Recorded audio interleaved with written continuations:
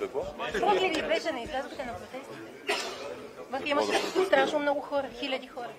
И да, много. И какво? Как ще коментирате, вие страхлив ли се оказахте или известен като черепа също беше... От черепа ли да страхува? Ние от тия хора, които От бяха... кои хора? Така. Силно имаше 20 Еми аз хиляди видях човека. пък черепа. Да, аз видях черепа. Аз видях черепа. Еми бяха, да. Хиляди хора вчера. И какво ме питате се?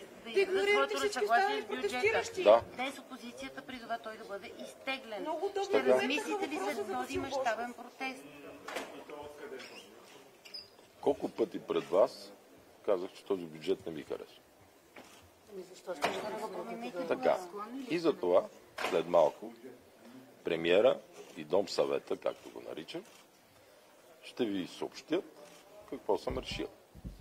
Събрах сутринта Дом съвета, събрах подкрепящите партии, премиера и финансовия министър като мандатоносител, и им казах този бюджет да си изтегли. Или да намерят законова форма, защото е прият на първо четене, докато не се възстанови диалога с тристранката, докато всички не седнат и не се разберат как ще се управлява в следващите години, се работи с стария бюджет. Както помните, Асен Василев до август месец не приемаше бюджет, така че няма нищо фатално.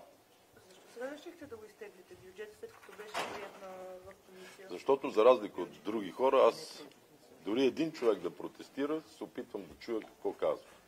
И в някои от исканията има логика, има разум, а и самия аз десетилетия наред съм работил винаги с диалог с тристранка. Десетилетия. Това означава ли, че влезем в еврозоната без бюджет? Това няма никакво значение. Им закона казва с една 12-та, бюджета сегашния е с 3% дефицит, така както и в Европейската комисия, така че няма никакъв проблем. Господин Борисов, обсъждали ли сте конкретни предложения? Съгласни ли сте на това? Те сега ще говорят само след минутка.